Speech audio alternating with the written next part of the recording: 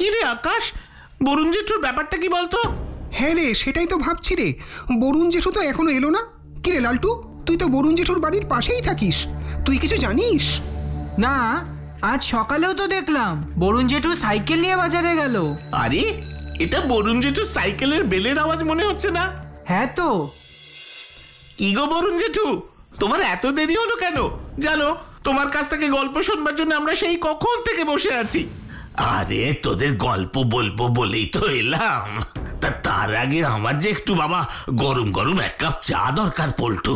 একটু গলাটা না ভিজিয়ে তো আর গল্প বলা যায় না। হ্যাঁ হ্যাঁ, তুমি বসো, আমি এক্ষুনি তোমার জন্য রামু কাকার দোকান থেকে এক কাপ চা নিয়ে চলে আসছি। বেশ, এবার তাহলে আমাদের গল্প বলো বরুণ জেঠু। বলছি, তাহলে শোন। আজ থেকে অনেক বছর আগে আমাকে একবার কুসুমপুরে যেতে হয়েছিল। কুসুমপুরে কেন গো? পোস্টমাস্টারের কাজে। তারপর? বেশ কিছুদিন কুসুমপুরের পোস্ট অফিসে কাজ করবার পর একটা অদ্ভুত ঘটনা ঘটলো আমার সঙ্গে। কি ঘটনা বরুণ জেঠু? আমার পরিষ্কার মনে আছে, সেদিন পোস্ট অফিসে কাজ করতে করতে আমার বেশ রাত হয়ে গিয়েছিল। বাইরে তখন খুব ঝড় বৃষ্টি হচ্ছে, বুঝলি, কিছুতেই বেরোতে পারছিলাম না। এদিকে রাতও গভীর হয়ে আসছে, তাই একটু ঝড় বৃষ্টি ধরতেই সাইকেলটা নিয়ে বাড়ির দিকে রওনা দিলাম। এত রাত এখন কি আর কুসুমপুরের বাজারে কোনো দোকানপাট খোলা পাবো? তার মধ্যে আবার ঝড় বৃষ্টি। কিন্তু কিছু তো একটা কিনতেই হবে, তা না হলে আজ রাতটা না খেয়ে আমায় কাটাতে হবে। না, তাড়াতাড়ি বাজারে যাই, যদি কিছু পাই। তারপর বাজারে গিয়ে কি দেখলে বরুণ জেঠু? কোনো দোকানপাট খোলা ছিল? ও বরুণ জেঠু, চুপ করে আছো কেন? বলো বলো, বাজারে গিয়ে কি দেখলে? হ্যাঁ, মানে মানে কি যেন বলছিলাম। আরে বাবা, ওই যে সাইকেল করে কুসুমপুরের বাজারে যাচ্ছিলে, তারপর কি হলো বলো? বলছি খুব জোরে সাইকেল চালিয়ে কুসুমপুর বাজারে গিয়ে দেখলাম, না, যা ভেবেছিলাম ঠিক তাই হলো। বাজারের একটা দোকানপাটও খোলা নেই। আজ রাতটা মনে হচ্ছে না খেয়ে কাটাতে হবে। একেই বলে ভাগ্য। আজই বেশি পরিশ্রম হলো, আর আজই মনে হচ্ছে রাতের খাবার জুটবে না। এখানে আশেপাশে কোথাও তো একটা হোটেলও নেই যে রাতের খাবারটা ওখানেই খেয়ে নেব। না, আর এখানে সময় নষ্ট করবার কোনো মানেই হয় না। বাড়ি যাই। ও পোস্টমাস্টার মশাই, দাঁড়ান। এত রাতে বাজারে কি ব্যাপার? আর বলবেন না, চাল ডাল সবজি কিচ্ছু নেই, তাই বাজারে এলাম যদি কিছু পাওয়া যায়। ও, এই ব্যাপার। তা আপনি ওই বংশীদার দোকানে যান, কিছু না কিছু ঠিকই পেয়ে যাবেন। বংশীদার দোকান? হ্যাঁ, বংশীদার মুদির দোকান চেনেন না বুঝি? না তো। আদে মশাই, এই তো ওই বাজারের পেছনেই একটা জেলে পাড়া আছে, সেখানেই বংশীবাবুর দোকান। অনেক রাত অব্দি খোলা থাকে। কিন্তু এত ঝড় বৃষ্টির পরেও কি খোলা থাকবে? হ্যাঁ, থাকবে মশাই, থাকবে। একবার গিয়ে দেখুন না। কিন্তু আপনি এই এত রাতে বাজারে কেন? আপনিও কি আমার মতোই ওই কিছু কিনতে এসেছিলেন? হ্যাঁ, কে বললেন আমি কিছু কিনতে এসেছিলাম কি না? না, আমি কিছু কিনতে আসিনি। তাহলে? সে অনেক কথা, পরে দেখা হলে বলবো। আমি যাই, বুঝলেন, আমার একটু তাড়া আছে। আরে কোথায় যাবেন বলুন না, চলুন, আপনাকে আমার সাইকেলে করে পৌঁছে দিচ্ছি। না, তার কোনো দরকার নেই পোস্টমাস্টার মশাই, আমি নিজেই চলে যেতে পারবো। আপনি বরং তাড়াতাড়ি গিয়ে বংশীদার দোকান থেকে চাল ডাল কিনে বাড়ি যান। দেখতে দেখতে রাত কিন্তু ক্রমশ গভীর হচ্ছে, আর আকাশের অবস্থাও তো ভালো নয়। যে কোনো সময় আবার ঝড় বৃষ্টি শুরু হতে পারে। ওই দেখুন আকাশে কেমন মেঘ ডাকছে। আমি যাই, পরে আবার কথা হবে।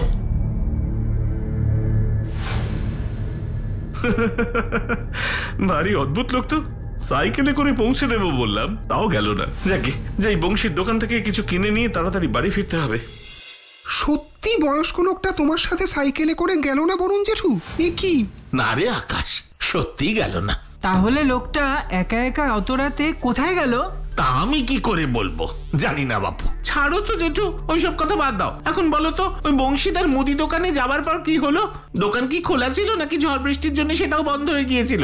বলছি সব তোদের বলছি, কিন্তু একটা কথা মনে রাখিস, তোরা সবকিছু যত সহজ ভাবছিস, আসলে তা মোটেও সহজ ছিল না, সোজা ছিল না, মোটেও না। তা যাক, সত্যি জেলে পাড়ায় গিয়ে দেখলাম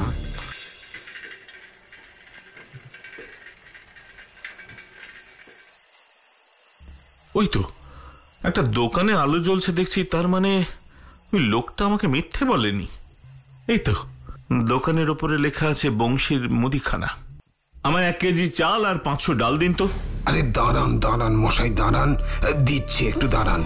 তা আপনি এই কুসুমপুরের পোস্টমাস্টার মশাই না? হ্যাঁ, আপনি আমায় চেনেন? আরে সবাইকেই চিনি। দাঁড়ান দাঁড়ান, আমি আপনার জিনিসগুলো দিচ্ছি, একটু দাঁড়ান। আর এমন কি গল্প হলো বলুন জেঠু? কোথায় ভাবলাম গল্পের মধ্যে একটা দারুণ কিছু ঘটনা থাকবে, তা না, এ তো একেবারেই সাদা মাটা ওই কি বলে মামুলি গল্প বললে আজ তুমি আমাদের।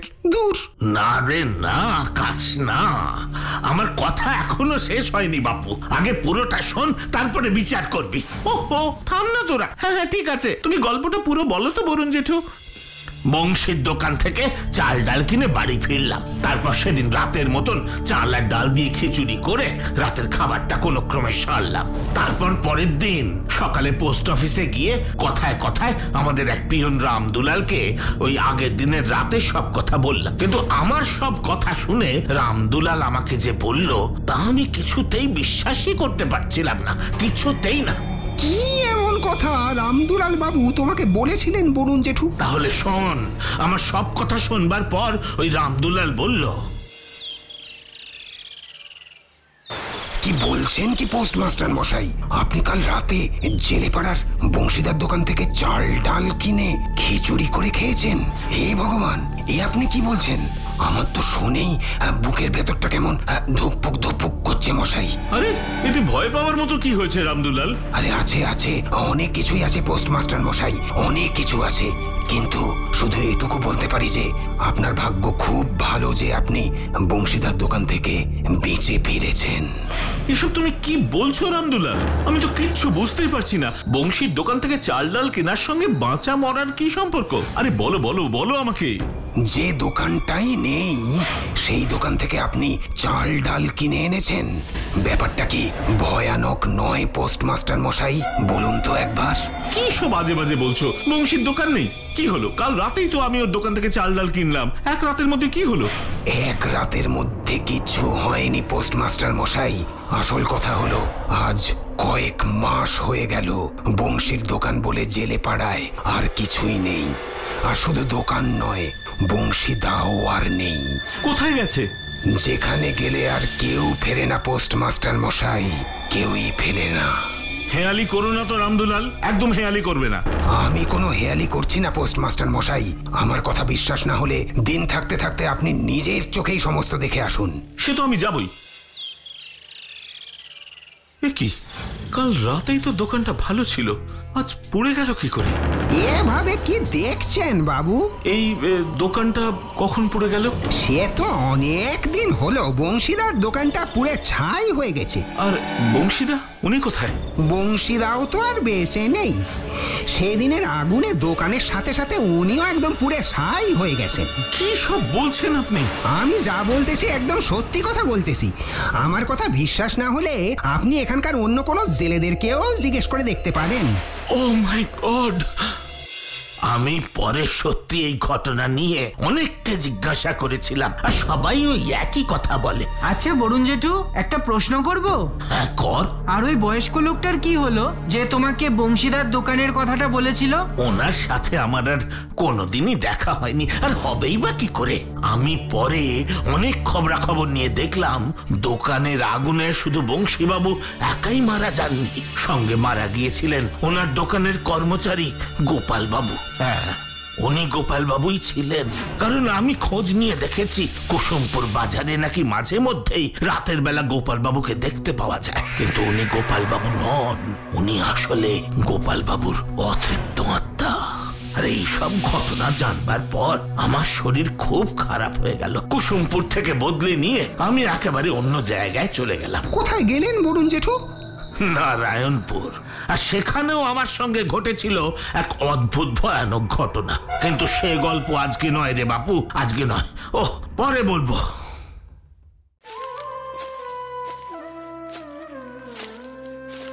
মাসির সুরটা কি করুন তাই না বরুণ জেঠু? হ্যাঁ রে পল্টু, সন্ধ্যের পর এমন বাঁশির সুরে মনটা কেমন যেন উতলা হয়ে উঠল রে। ও খোকা বাবুরা, একটা বাঁশি কিনবে নাকি?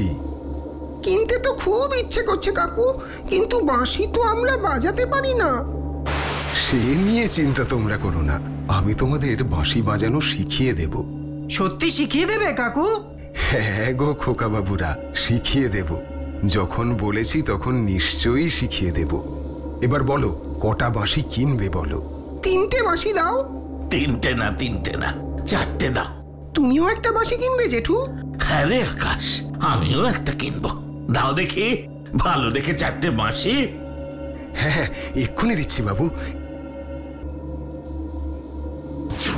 বলো বলো, কত দাম হলো এবার বলো। 10 টাকা করে 4টের দাম 40 টাকা। এই নাও 50 টাকা। ওই 10 টাকার ফেরত দিতে হবে না বাপু তোমায়।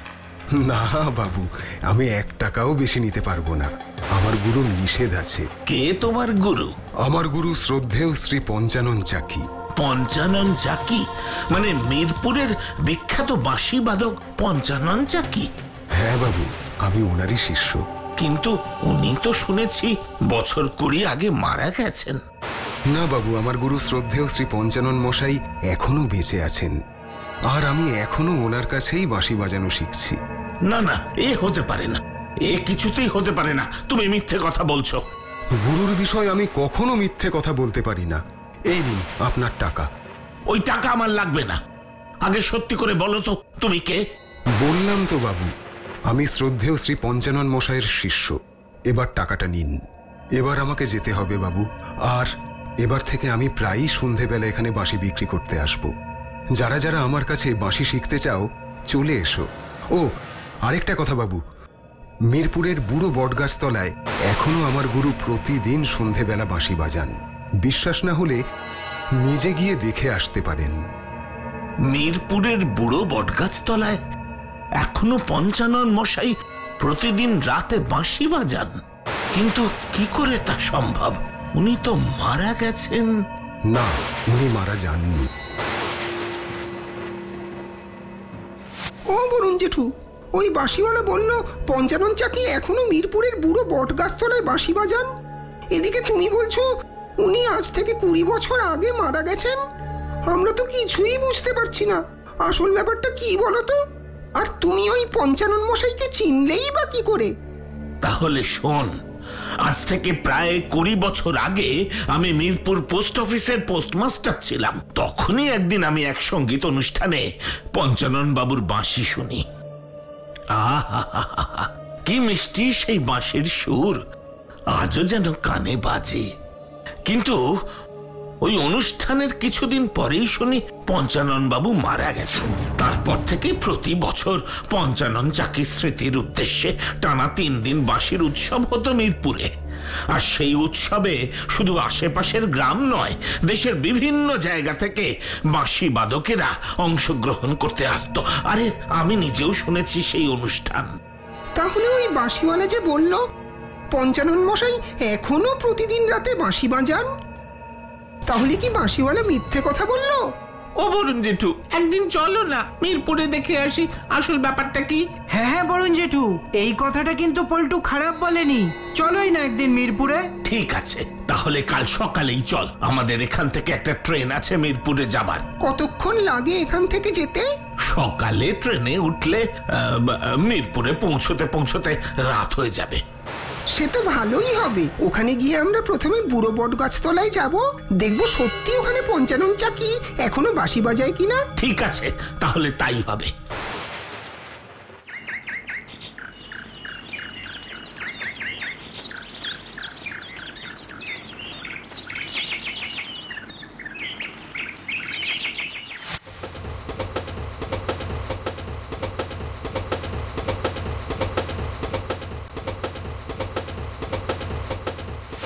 এ কি গো বরুণ জেঠু, স্টেশনে তো একটাও লোক নেই গো, আমরা কজন ছাড়া। তাই তো দেখছি রে পল্টু। লোকজন দিয়ে কি হবে? আমরা তো আর লোকজনের সঙ্গে আলাপ করতে আসিনি, আমরা এসেছি মিরপুরের বুড়ো বট গাছতলায় পঞ্চানন চাকি মশাইয়ের বাঁশি শুনতে। কিন্তু ওই বুড়ো বট গাছতলায় যাব কি করে? কেন, তুমি চেনো না? আরে বাবা, চিনতাম, কিন্তু 20 বছর পর রাস্তাঘাট তো সব পাল্টে গেছে রে। এখন কি আর চিনতে পারবো সেই বুড়ো বট গাছতলা যাবার পথ?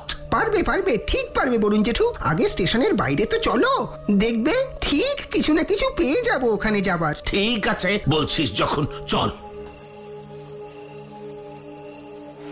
এত রাতে ওই বুড়ো বটগাছ তলায় আপনাদের যাওয়া ঠিক হচ্ছে না বাবু।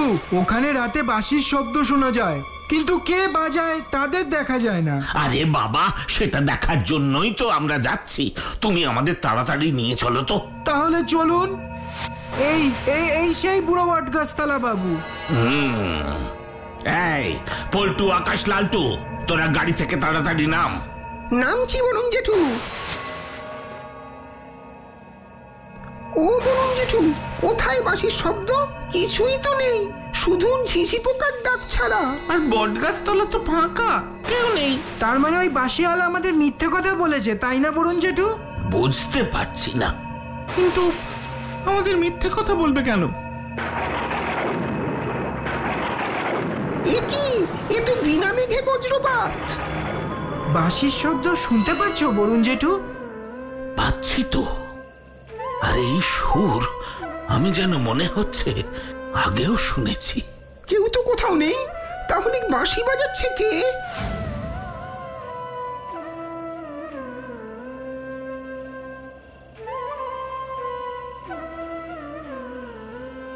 এ কি, ও বরুণ জেঠু, ওই দেখো বট গাছের তলায় কারা যেন বাঁশি বাজাচ্ছে।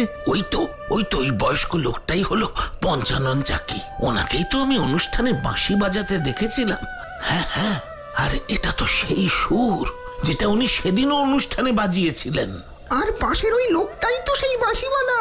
হ্যাঁ, তুই একদম ঠিক বলেছিস আকাশ। ওর কাছ থেকেই তো আমরা বাঁশি কিনেছিলাম। তার মানে তুই বাঁশিওয়ালা সব কথাই সত্যি বরুণ জেঠু। পঞ্চানন মশাই এখনো বাঁশি বাজান, আর ওই বাঁশিওয়ালা পঞ্চানন মশাইয়ের কাছে এখনো বাঁশি শেখে। সবই তো বুঝলাম, কিন্তু আমি যে শুনেছিলাম পঞ্চানন মশাই মারা গেছেন, তাহলে সেটা কি মিথ্যে ছিল?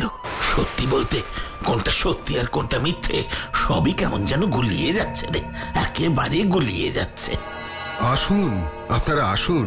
ওই দেখো বরুণ জেঠু, বাঁশিওয়ালা আমাদের হাত নেড়ে ডাকছে। চলো না বরুণ জেঠু। এবার বিশ্বাস হলো তো যে সেদিন আমি আপনাদের সত্যি কথাই বলেছিলাম? কিন্তু এটা কি করে সম্ভব? আমি তো শুনেছিলাম পঞ্চানন মশাই কি আর নেই, মারা গেছে। হ্যাঁ, মানে তাই তো শুনেছিলাম। আপনি যা শুনেছেন তা সত্যিই শুনেছেন বরুণ বাবু। এ কি, আপনি আমার নাম জানলেন কি করে? এ কি, পঞ্চানন বাবু, আপনি কোথায়? পঞ্চানন বাবু। ওই দেখো বরুণ জেঠু, ওই দেখো পঞ্চানন মশাই আর ওই বাঁশিওয়ালা বাঁশি বাজাতে বাজাতে রাস্তা দিয়ে চলে যাচ্ছে। পঞ্চানন বাবু, কোথায় যাচ্ছেন? ও পঞ্চানন বাবু, আমি তো এখনো আমার প্রশ্নের উত্তর পেলাম না।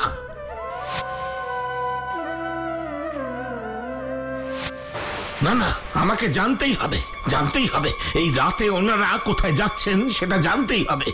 এই আকাশ, তোরা আয় আমার সঙ্গে। ঠিক আছে, চলো বরুণ জেঠু, কারণ এই রহস্য আমাদের ভেদ করতেই হবে। পঞ্চানন মশাই, দাঁড়ান, রেল লাইনের ওপর দিয়ে যাওয়া নিরাপদ নয়, দাঁড়ান। পঞ্চানন মশাই, লাইন থেকে সরে যান, ট্রেন আসছে, লাইন থেকে সরে যান। সরে যান, ট্রেন আসছে। সরে যান পঞ্চানন বাবু, ট্রেন আসছে। পঞ্চানন বাবু সরে যান, ট্রেন আসছে।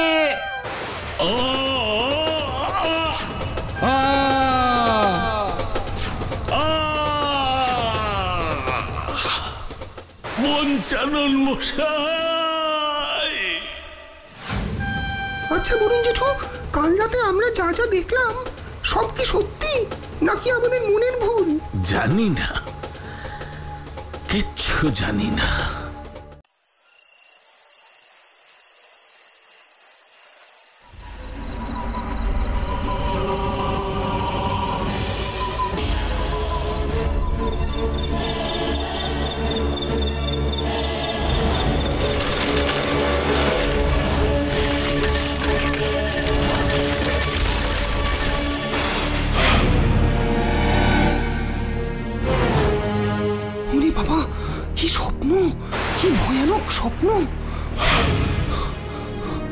আজ সন্ধেবেলা ক্লাবে গিয়ে এই বরুণ জেঠুকে এই স্বপ্নের কথাটা বলতে হবে।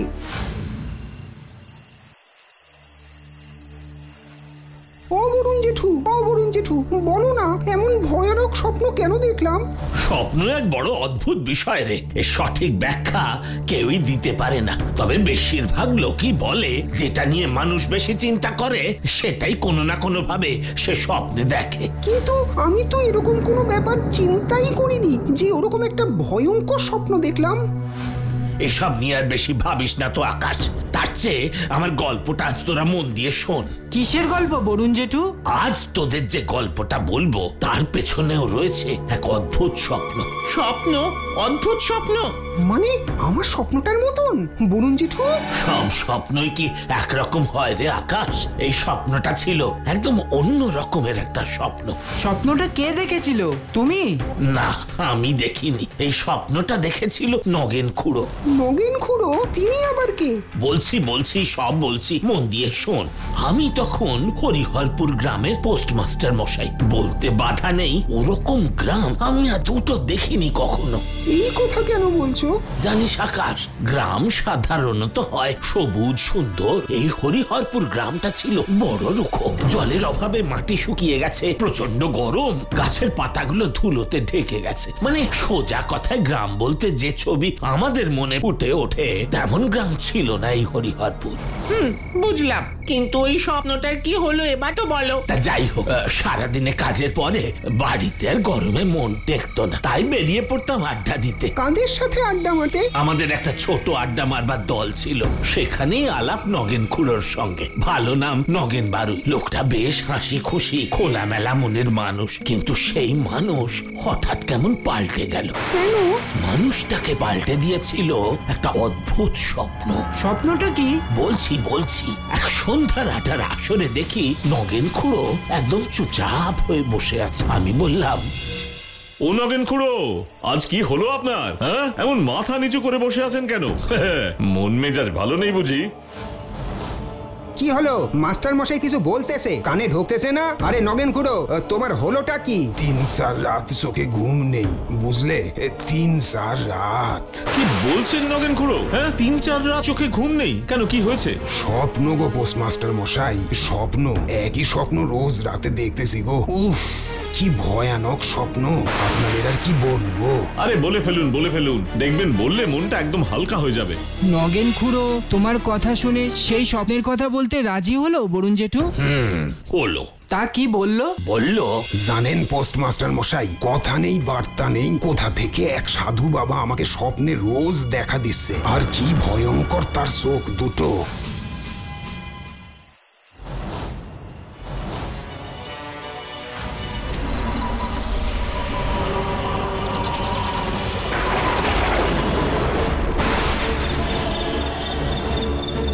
ওঠ নগেন, ওঠ। ও আর কতদিন তোর কাছে আমাকে এভাবে আসতে হবে বলতো? ওঠ বলছি, ওঠ। আপনি আবার এসেছেন সাধু বাবা? হ্যাঁ, আসতে বাধ্য হয়েছি, কারণ তুই আমার কথা শুনছিস না। কিন্তু কোনো কিন্তু নয় নগেন, কোনো কিন্তু নয়। একটা কথা আবার ভালো করে মন দিয়ে শুনে রাখ, যতীনের ওই সম্পত্তি আমি আর জকের মতন পাহারা দিতে পারবো না। কারণ আমাকে এবার পৃথিবীর সমস্ত মায়া ত্যাগ করে চলে যেতে হবে। সমস্ত মায়া ত্যাগ করে চলে যেতে হবে। যতীনটা কি নগেন খুড়ো? যতীন বারুই হলেন আমার বাবা। একসময় পাটের ব্যবসা করে অনেক বিষয় সম্পত্তি করেছিলেন। মায়ের কাছে শুনেছি বাবার নাকি 4 ঘোড়া মোহর ছিল। তো সেই মোহর এখন কোথায় গেল নগেন খুড়ো?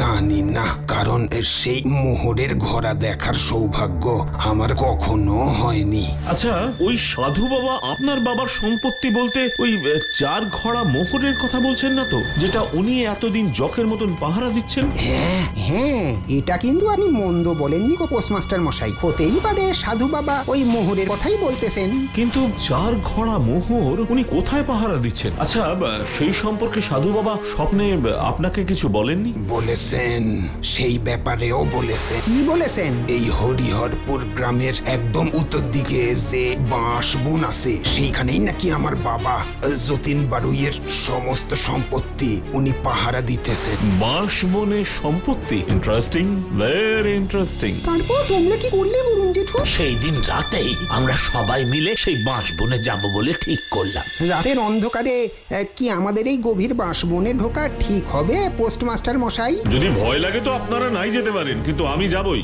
কি নগেন খুড়ো, আপনিও কি ভয় পাচ্ছেন নাকি? পেলেও আমাকে তো যেতেই হবে। রোজ রোজ ভয় পাবার থেকে একদিন ভয়ের মুখোমুখি হওয়া অনেক ভালো। ভালো, বেশ ভালো কথাটা বলেছেন আপনি। তাহলে আর কি, চলুন।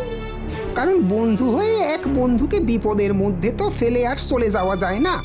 হ্যাঁ, চলুন। আয় নগেন, আয়। আমি তোর জন্য সেই কবে থেকে অপেক্ষা করে আছি। আরে এই তো সেই সাধু বাবার গলা। আপনি ঠিক বলছেন নগেন খুড়ো? হ্যাঁ হ্যাঁ, একদম ঠিক চিনেছি পোস্টমাস্টার মশাই। এই কণ্ঠস্বর কি ভোলা যায়? সাধু বাবা, আপনি কোথায়? আরো ভেতরে ঢুকে আয়। চলুন তো দেখি। আমরা এসে গেছি সাধু বাবা। জানি। ওরে বাবা, কি ভয়ঙ্কর রূপ আপনার সাধু বাবা। ভয় পাস না। এবার বলুন সাধু বাবা, নগেন খুড়োর বাবা যতীন বারুইয়ের কোন সম্পত্তি আপনার কাছে আছে? সেটা বলবো বলেই তো নগেনকে আমি এখানে ডেকেছি। আর আমরা নগেন খুড়োকে সাহায্য করতেই ওনার সঙ্গে এসেছি। আমি জানি। এবার শোন তোরা, এখান থেকে সোজা 10 পা গেলেই একটা কালো বড় পাথর দেখতে পাবি।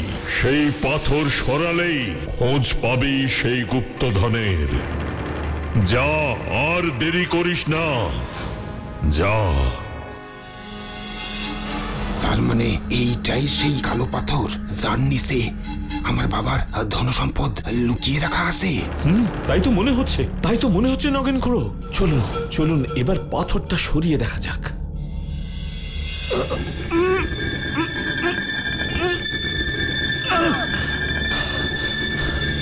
আরে, এটা তো একটা সুড়ঙ্গ।